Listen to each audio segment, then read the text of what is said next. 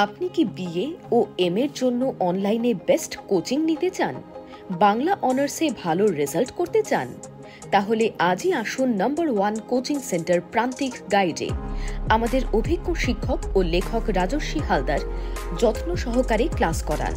High quality notes ও 100% common suggestion. এছাড়া arts সমস্ত বিষয়ের অফলাইনে ক্লাস এবং নোটসের ব্যবস্থা রয়েছে। ফোন নম্বর 8101787705 ও 7585043273। ফলো করুন ইউটিউব চ্যানেল প্রান্তিক গাইড। নমস্কার, প্রান্তিক গাইডে সবাইকে শুভেচ্ছা অভিনন্দন। আজ আমি নিয়ে এসেছি কলকাতা বিশ্ববিদ্যালয় BA 6th semester Bangla honours CC 14 পেপারের সাজেশন। এই পেপারে রয়েছে সংস্কৃত সাহিত্য, ইংরাজি সাহিত্য এবং হিন্দি সাহিত্য। হিন্দি সাহিত্য কিন্তু লিখতে হবে বাংলায়। সিসি 14 2025 সালে যারা ফাইনাল এক্সাম দেবে তাদের জন্য এই সিসি 14 পেপার সাজেশনটা খুব গুরুত্বপূর্ণ। এই লাস্ট, নাও আর নেভার, এখন তো কখনোই নয়, একদম জাম লড়িয়ে দাও, প্রচুর পরিমাণে পড়াশোনা করো। খুব বেশি সময় কিন্তু নেই। এবছর সম্ভাবনা রয়েছে পরীক্ষাটা এগিয়ে আসছে, এটা মাথায় রেখো। সেই দৃষ্টিকোণ থেকে তোমরা পড়াশোনা করবে।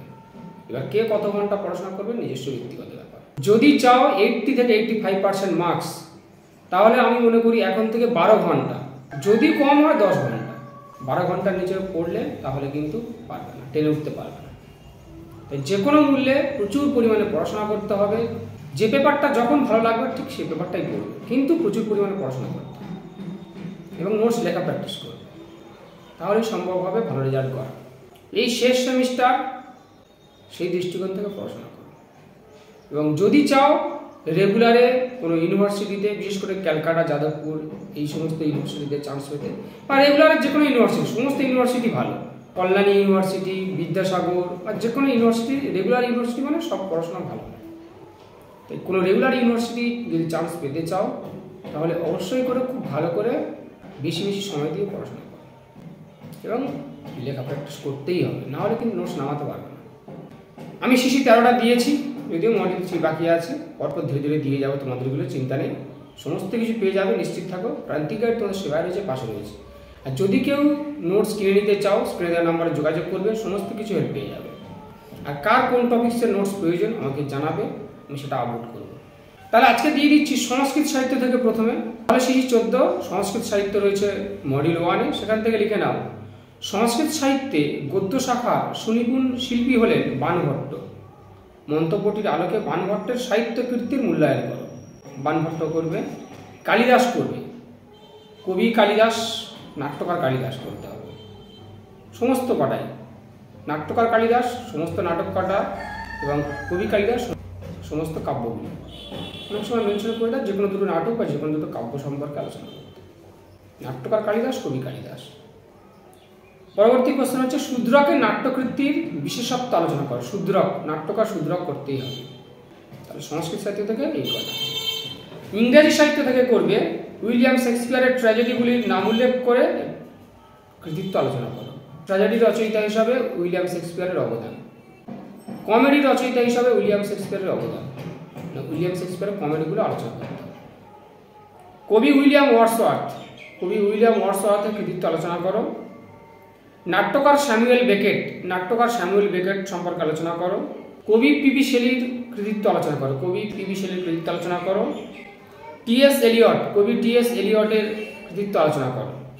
আর অতিরিক্ত করবে ভার্জিনিয়া উলফ।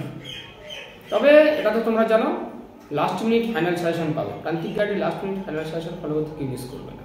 যেগুলো দেবো সেগুলো অবশ্যই করবে। এখন যেগুলো দিচ্ছি এগুলো করো, এখান থেকে একটু জাস্ট কমাবো। পরবর্তী আমি 5গুলো দিয়ে দেবো, চিন্তা নেই, সমস্ত কিছু পেয়ে যাবে, ধীরে ধীরে সমস্ত কিছু পেয়ে যাবে। কিছু সমস্যার কারণে একটু দেরি হলো, কিন্তু সমস্ত কিছু পেয়ে যাবে, এটা নিশ্চিত থাকবে। প্রান্তিক গাইড তোমাদের সেবায় রয়েছে, পাশে রয়েছে।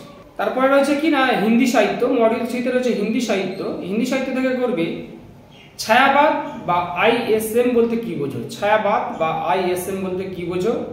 ছায়াবাদী কবি হিসাবে কবি সূর্যকান্ত ত্রিপাঠী নিরালার কৃতিত্ব আলোচনা করো। ছায়াবাদী কবি হিসাবে কবি সূর্যকান্ত ত্রিপাঠী নিরালার কৃতিত্ব আলোচনা করো। পরবর্তী প্রশ্ন হচ্ছে ঔপন্যাসিক ফণীশ্বরনাথ রেণুর কৃতিত্ব। ঔপন্যাসিক ফণীশ্বরনাথ রেণু, যদি কথা সাহিত্যের রেণু পড়ে তাহলে কিন্তু উপন্যাস এবং ছোট গল্পগুলো লিখতে হবে। পরবর্তী প্রশ্ন হচ্ছে আধুনিক হিন্দি নাট্য সাহিত্যে ভারতেন্দু হরিশ্চন্দ্রের অবদান। আধুনিক হিন্দি নাট্য সাহিত্যে ভারতেন্দু হরিশ্চন্দ্রের অবদান আলোচনা করো। ছোট গল্পকার প্রেমচন্দ্রের কৃতিত্ব। ছোট গল্পকার প্রেমচন্দ্রের কৃতিত্ব আলোচনা করো। প্রেমচন্দ্র বা প্রেমচাঁদ, ছোট গল্পকার প্রেমচন্দ্রের কৃতিত্ব আলোচনা করো।